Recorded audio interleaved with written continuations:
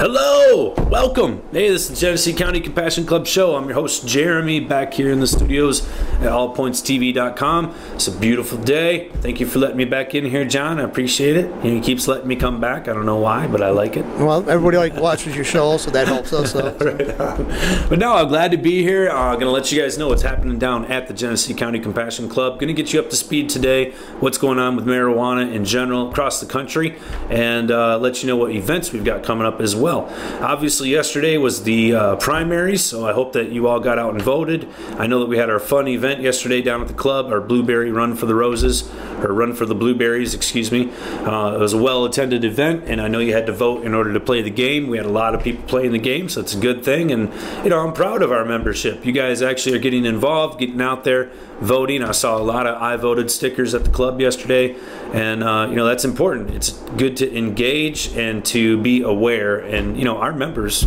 that's you guys are engaged, you're aware, and you're making a difference. That's awesome. So I had a friend that voted for the first time in his life yesterday. Really? And the guy's almost 60 years old. No kidding. That's awesome. Yeah, so he voted for the first time yesterday. Cool. So, participation's everything. I'm sure, I haven't looked at the actual participation turnout numbers for yesterday's primary. I'm sure they're fairly dismal. Normally they are. And, in the general consensus of the public, you can tell the average person out there really doesn't give a crap and was not getting engaged. But you guys were, and you're making a difference, and that's awesome. So, way to be the positive changing force in your community. I know that Mr. Eric Gunnels was reelected to his trustee position. I know that Mr. Theo Gantos did not make it, so he will not be on the board out there in Thetford Township. But there were a few positive victories across the county, and kudos to everybody out there who did well, and congratulations. So good job. Without further ado, I want to kind of dive into what our events are that we've got coming up here. Of course, we've got our North End Soup Kitchen coming up here at the end of the month in August. We'll be doing that. That's the last Friday of the month. Just mark your calendars for that.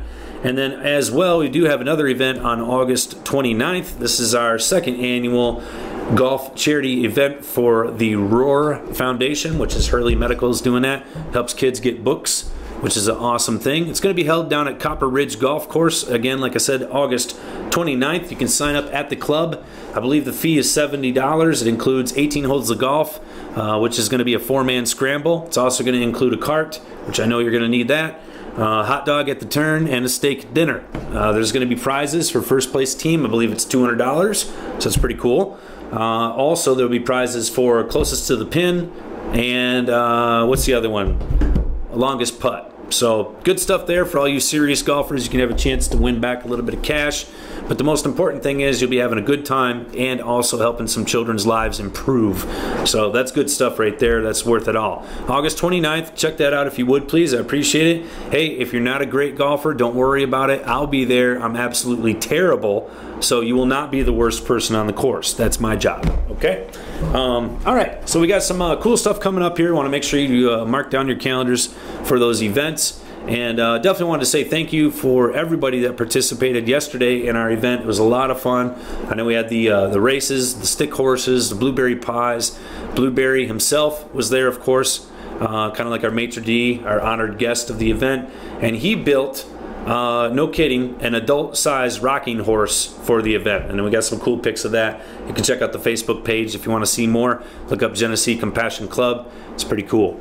All right, I want to dive into some of the news. I know that, like I said yesterday, we had the primaries, so that was a big deal. It's over with now, and of course, the next election will be coming up in November. And in the meantime, what's going to happen? What's happening around there? So let's dive into it. I got some basic news stories I wanted to share with you today to let you know what's up. And some are fun and some are not so fun. But let's get into the first one. This is kind of amusing. I guess it is for me since I'm not a woman. But maybe you ladies, maybe you want to listen up on this one here. The latest and greatest. This is from someecards.com. You can check this out. Marijuana tampons. All right. It says that they are here to save you from period cramps. A company recently called Fiora created cannabis vaginal suppositories as a way to help women deal with the sometimes unbearable pain of period cramps, and now is finally available to the public. I don't know where you're going to get these at. I don't think you're going to find them at the Compassion Club.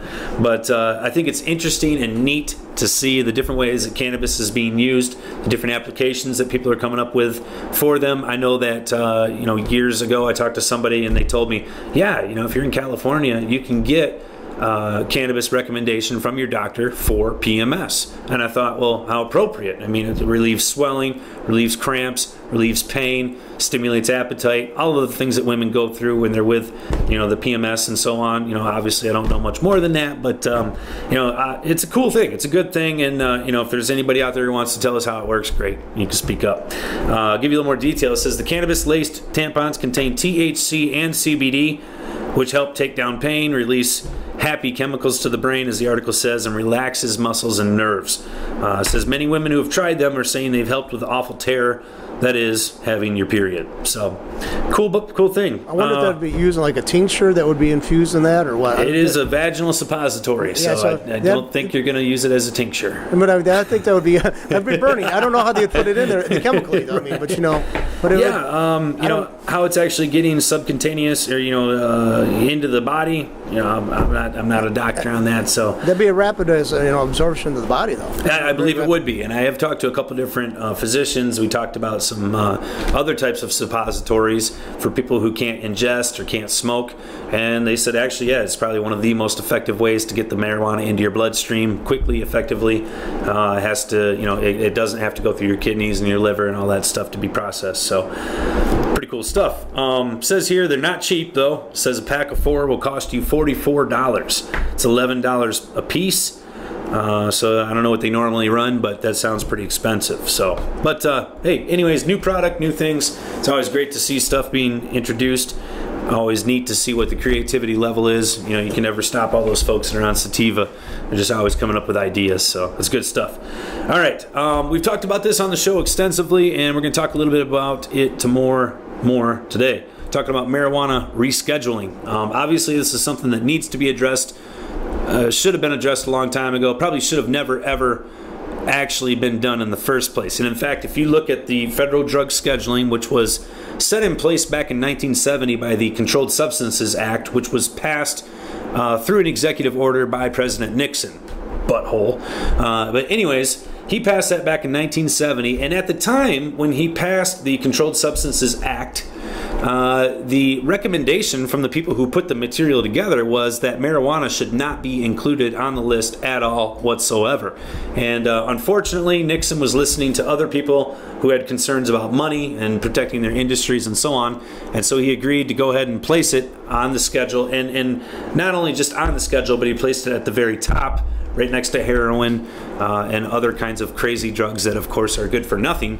But unfortunately, he put marijuana in that group as well. Now, obviously, most folks now are getting aware, or at least waking up to the fact that there's no way that marijuana is anywhere near dangerous like some of the other drugs that are listed next to it on Schedule 1. So clearly, it's the wrong schedule, and it should be definitely rescheduled. I believe it should be taken off the list entirely since it has no lethal dose rating. It is impossible to overdose on cannabis, no matter how you're ingesting it. The only way to die from it is what, like I heard Joe Rogan say, is if you have it fall on you and it kills you. You know what I mean? You're not going to use this product and hurt yourself. It's not going to happen. So I don't believe that it belongs on the Controlled Substances Act at all. However, it certainly needs to be rescheduled. And we've had a lot of rumors, that's why I'm talking about it now, a lot of rumors this year that the DEA was in fact going to reschedule marijuana, maybe possibly down from Schedule 1 to maybe Schedule 2, or maybe further down the list, who knows. Schedule 2 would make it still illegal for everyone to possess and to have.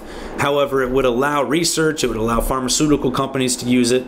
So basically, Big Pharma would get their hands on it at that point. So you can see why I'm not exactly a big fan of having it moved from a 1 to a 2. I think it should go down to like maybe number 5, or maybe just be scratched right off the list entirely. You know what the biggest issue is, I think, about rescheduling it is people who are convicted of crimes under the old standard. Now, what would you do with them? Well, I think that'd be the biggest. It's a good question, John. But to the defense of the contrary, a lot of folks would explain that for the folks that are incarcerated for long-term sentences and so on, majority of the time, it's not just marijuana is why they're there. There's other charges that are involved, and that's why they're there. However, commuting sentences or releasing someone now because our policies have changed, that's something we should be looking at. If we've got nonviolent drug offenders in prison, why? You know what I mean? Did they hurt anybody? Why are they there? Is this really what society wants to be doing with this individual? Should we be treating them medically, or should we just be throwing them away into a dungeon and locking it up, throwing away the key kind of thing?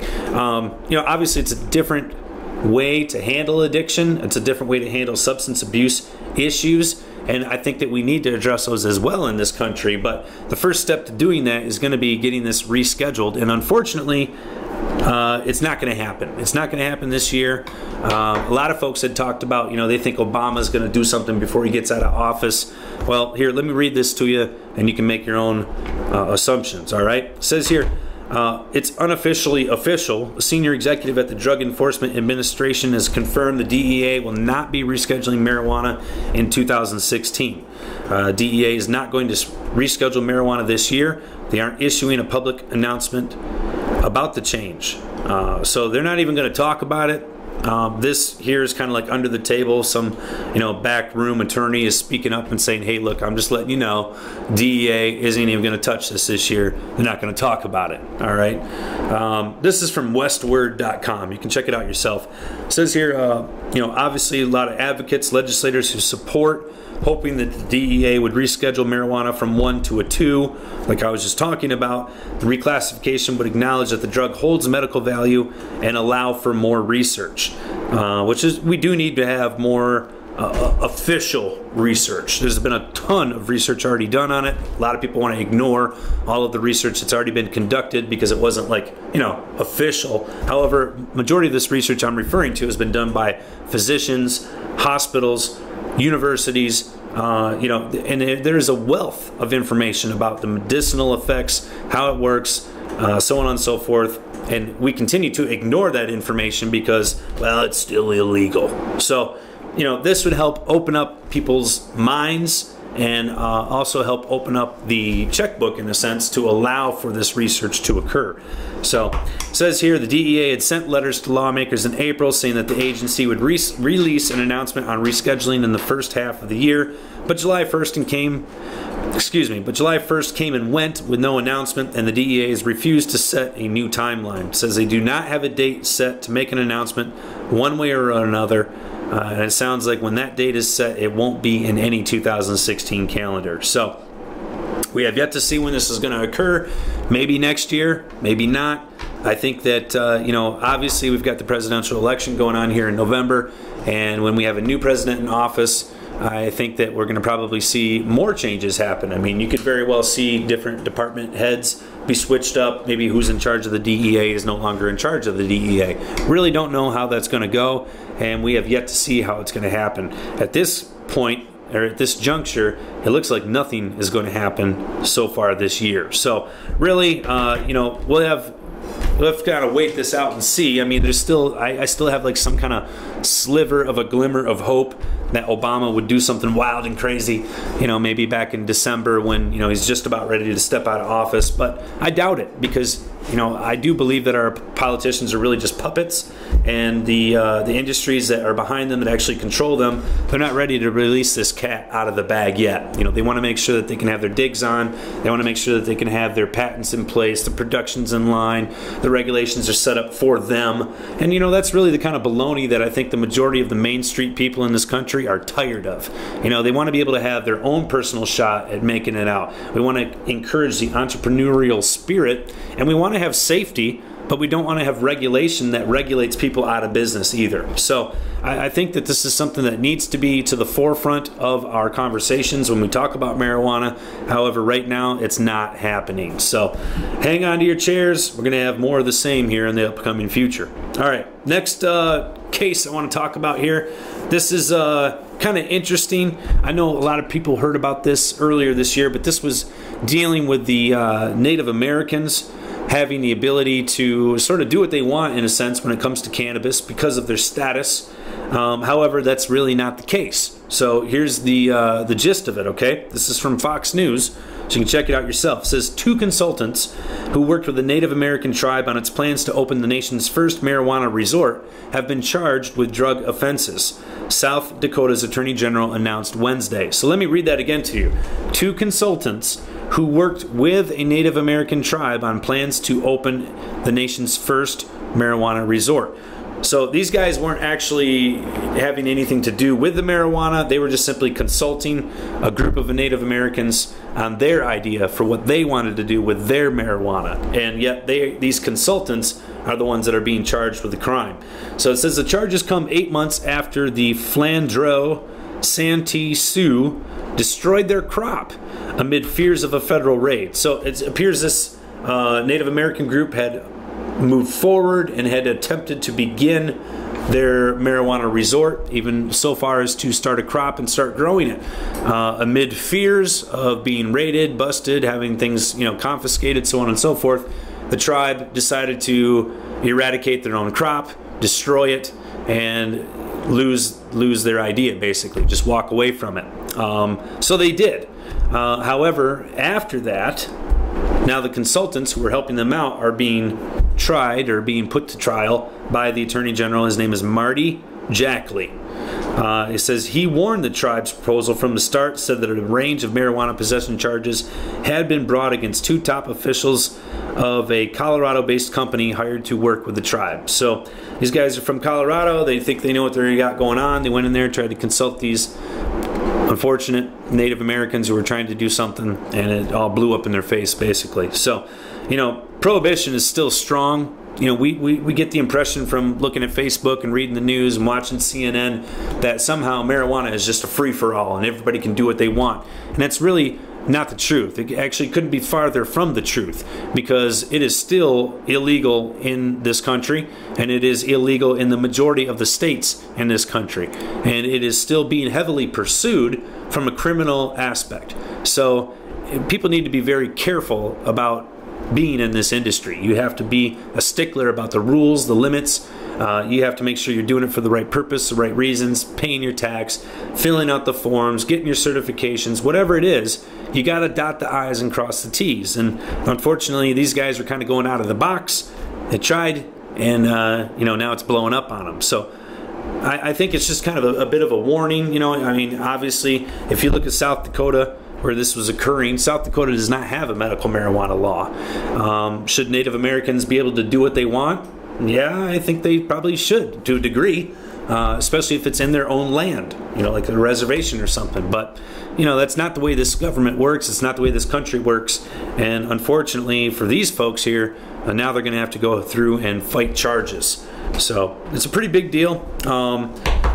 So they've been charged by indictment with conspiracy to possess, possession, attempt to possess more than 10 pounds of marijuana. Another person was charged with conspiracy to possess between a half pound and pound of marijuana. So these are all pretty serious charges that have lengthy sentences attached to them. So this is it's a tough case. So, hey Jeremy, this is going to throw you a curveball. So I can, I didn't ask you this beforehand, but you're talking about that. Marijuana's got a widespread distribution around the world, right? The plant. What would I know we had hemp here, a hemp plant growing here, or they were brought over here and they can grow.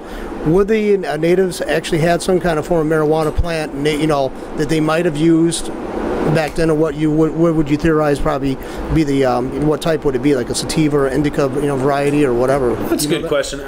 There's landrace strains around the world, as John just said, and there are. Literally almost every corner of the earth, with the exception of the Arctic circles. Really, cannabis has been found just about everywhere, and there are different varieties. The majority of the wild found cannabis landrace strains, especially here in North America, are more like the hemp style. So was there a lot of THC available or cannabinoids available? No, there was not. It's something that would have needed to be most likely concentrated. It could have been smoked, but it would have been rather harsh. It's not something that you would compare to like tobacco or something like that. So it could have been. I know that a lot of times we watch the old Western movies and we see the cowboys and Indians sitting down and passing the peace pipe.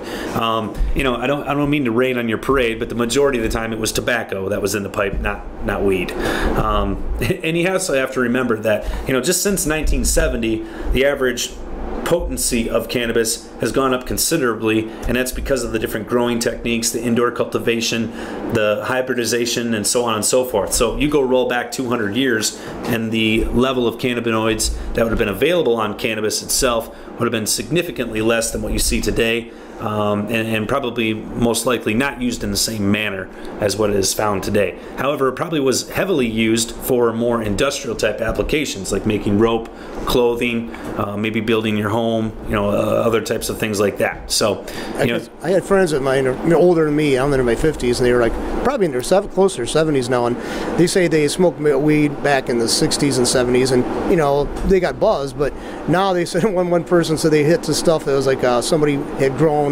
recently, and they said they were almost like in a stupor.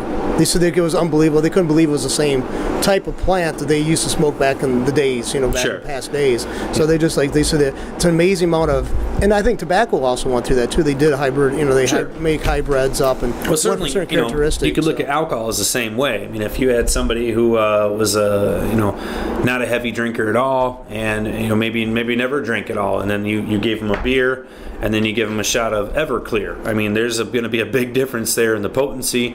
Obviously, it's going to be a big difference to the consumer as well.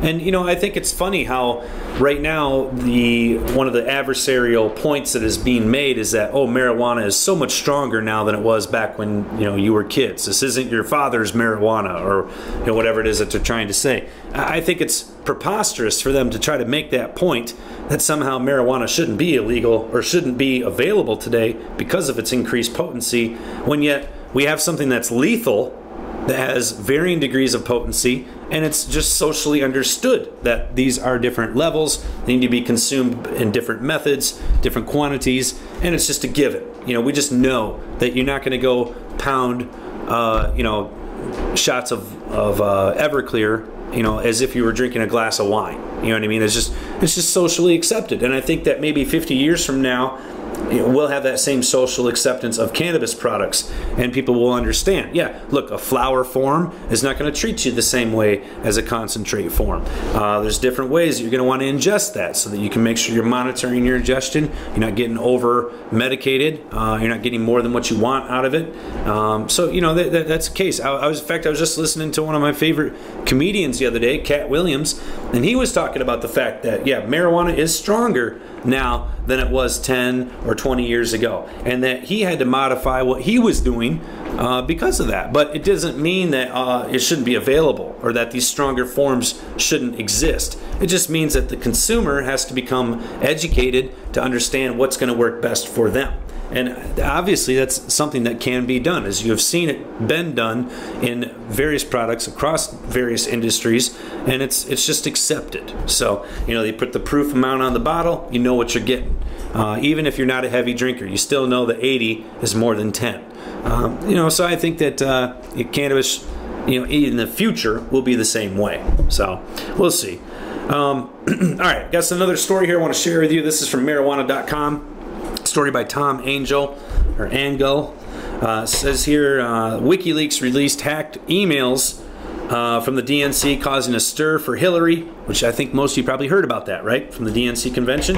That's not what I'm talking about. But here, the emails that they uncovered also included some more information, and actually happened to deal with the debate about marijuana legalization. So we're digging into Hillary's emails. What's she talking about? She's talking about this. It says here, a message from Wine and Spirits Wholesalers of America. So listen up here.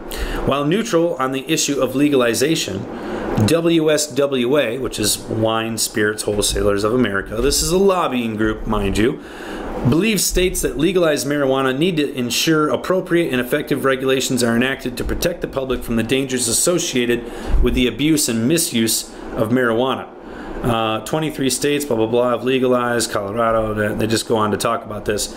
But really what they're mandating, or what they're asking for in their lobbying effort, is to have increased roadside testing, to have increased drug testing for people that are on parole, probation, so on and so forth, increased testing for folks that may be possibly receiving some type of social income, social welfare, some type of help from the government, governmental assistance, test those folks. I would almost have to say that the Wine and Spirits Wholesalers of America are either A, concerned that cannabis is going to cut into their product, or B, they sell test kits. I don't know which one it is, but I think it just goes to show that there is still strong opposition out there from some powerful groups that have a lot of money, and they're lobbying people like Hillary Clinton to maybe not necessarily deter legalization efforts, but to make it more difficult or to add on more tests, so on and so forth. And we're seeing that happen right here in Michigan. There's a strong lobbying effort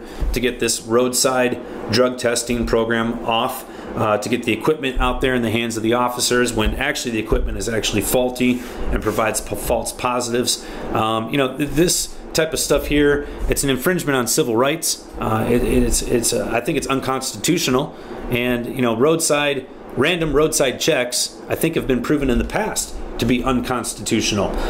So we'll have to see how this goes, how the pilot program works here in Michigan. We talked about that a couple weeks ago on the show. If you're not aware, Michigan passed a law to roll out a pilot program for random roadside drug testing. And basically they set up checkpoints. They pull over who they want to, just randomly, and make you do a drug test on the side of the road, period. And again, this is with faulty equipment that has been proven to be almost nearly 50% inaccurate. As they would say, well, the majority of the time it is accurate. Well, okay, if 49% of the time it isn't accurate, I think that's enough to say this thing doesn't work very well. You be the judge of that. But anyways, this pilot program did get rolled out. It is going to happen in 5 different counties across Michigan. I'm not sure if Genesee County is going to be one of those ones that is included. But this type of thing here is something that I think we need to push back against, because it's not citizens who are asking the senators and the representatives to have more testing. It's companies like this. PACs, lobbyists like this from the Wine and Spirits Wholesalers of America, and they're the ones saying we need to have more testing. Well, don't you think that's kind of hypocritic? I mean, good grief. These are the guys that are putting out alcohol, and that's the reason why we have the majority of the problems that we have with impaired driving. And they're the ones saying we need to have more testing. We need to look out for the safety of America.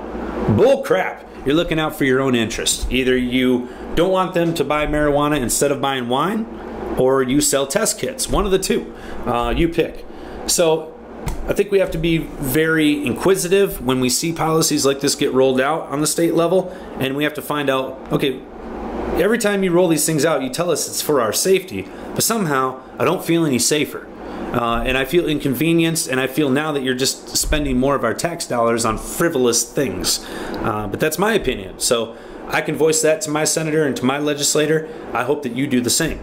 All right? I got another story for you here. I want to share this with you as well. THCA crystalline. All right? You can check this out on marijuana.com. It says, question, is this the strongest hash in the world? I don't know. Let's find out. All right, here's the article. It says, there's a new kid on the block. Her name is Crystalline, and she's from the hash family. Crystalline hash is the latest craze in the hash community, and everybody wants a taste. The demand is so high that THCA Crystalline is going for $200 a gram in Southern California dispensaries, testing in at an astonishing 99.9% THC. Crystalline is officially the strongest hash on the market. Other concentrates, such as ice hash, rosin, BHO, usually range from 50 to 80%. That's true, according to this article. However, this one here is 99.9. So it says cannabis concentrates are known for the variety of textures and forms, from shatter to wax to crumble. There's something for everyone to enjoy. What many extract lovers don't realize is that these various textures develop from the solvent used to make the concentrate and the methods of purging the solvent out of the final product. However, when THC is reduced to its purest state, it crystallizes, creating crystal rocks, which look very different from any other concentrate on the market. Crystalline turns many people off just because of its looks, and it does look like a very hardcore street drug, I gotta tell you. I'm looking at the picture of it right now. It looks like some kind of crystal powder, almost like if you took cream of wheat before you cooked it.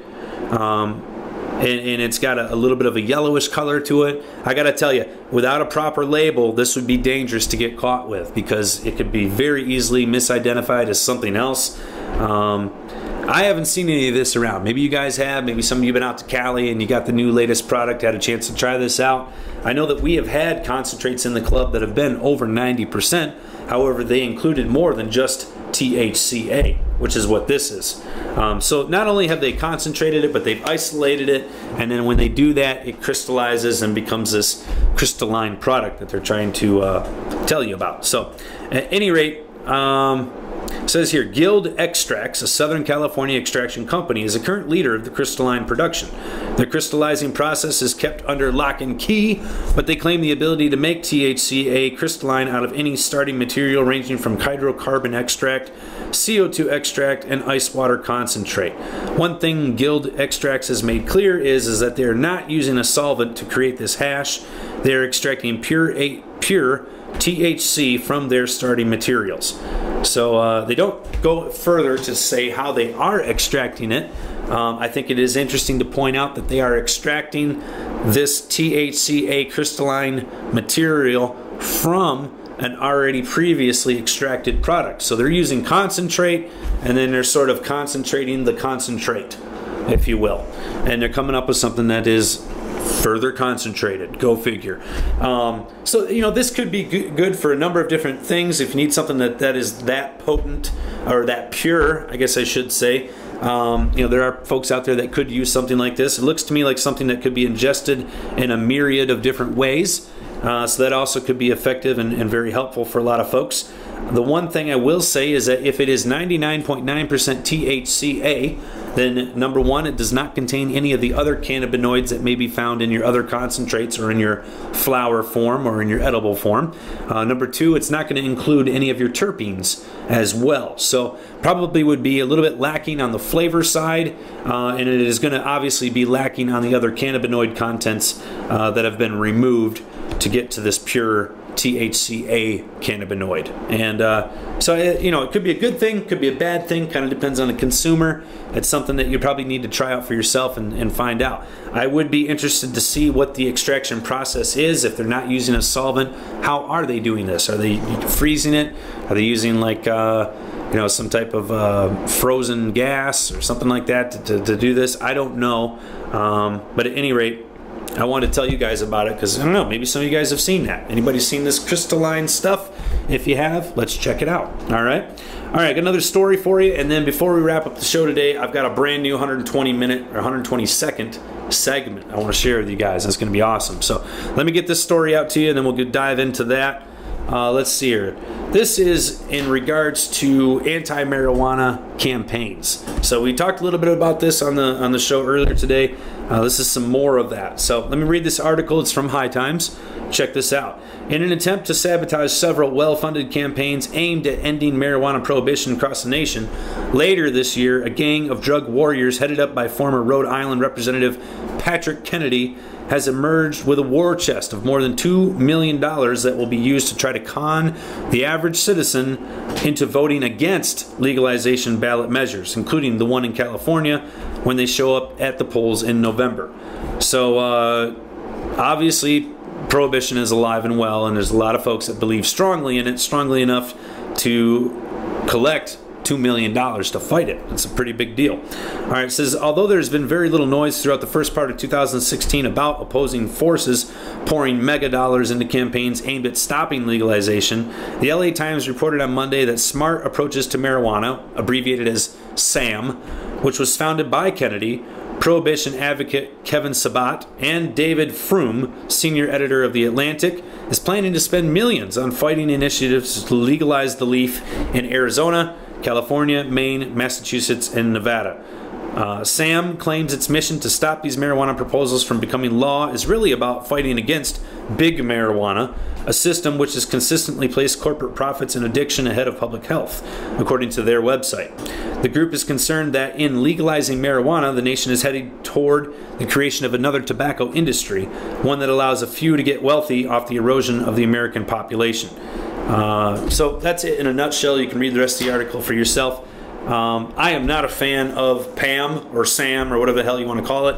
I agree that we need to be concerned about big marijuana. You know, nobody wants to have Philip Morris Kush going around because Philip Morris already has enough money, okay? And we don't want their crap anyways, because we all know that if you go buy tobacco from any gas station, any place that comes in a package, you're not getting just tobacco. You're getting that plus 300 other of their wonderful chemicals that they inject into that crap, which is probably what's killing you anyways, not the tobacco. But at any rate, is that something that you want to have with your weed? I don't think so. I mean, that's something that we want to eliminate right from the get-go. We want it to be 100% natural product, 100% chemical-free, 100% healthy. All right, that's what we want. And we also want to have a little bit of economic activity from it as well. And it's certainly not going to happen if guys like Philip Morris and, who are these other big companies out there take over. It's not going to happen. All right. Okay. That's the news for this week. I want to share that with you guys. Hope that brought you up to date, and you can check those sites out for yourself to get more detailed information. But before we wrap up the show today, I want to share another wonderful segment of our 120 seconds. This is from our manager over there, Brian Orr, cranking it out. So, John, you got that ready for the folks out there? Let's go ahead and roll that.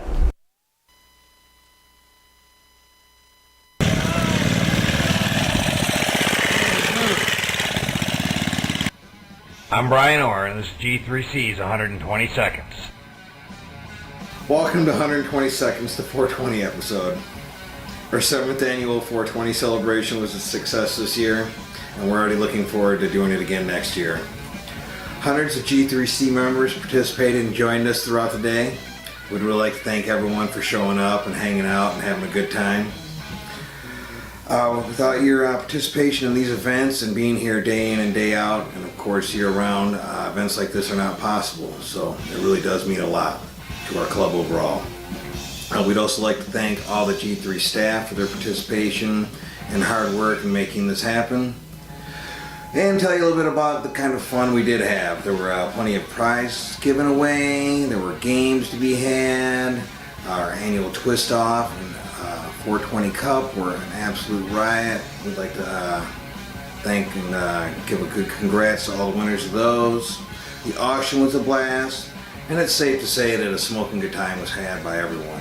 We'd like to thank B-Dog's Hot Dog Stand, Kelsey Zido, Character Artist, Backyard Barbecue, and Aaron Parks Glass for helping us make this event a success as well. We also hope to see you for future events such as our 710 party and of course right here for G3C's 120 Seconds. I'm Brian Orr.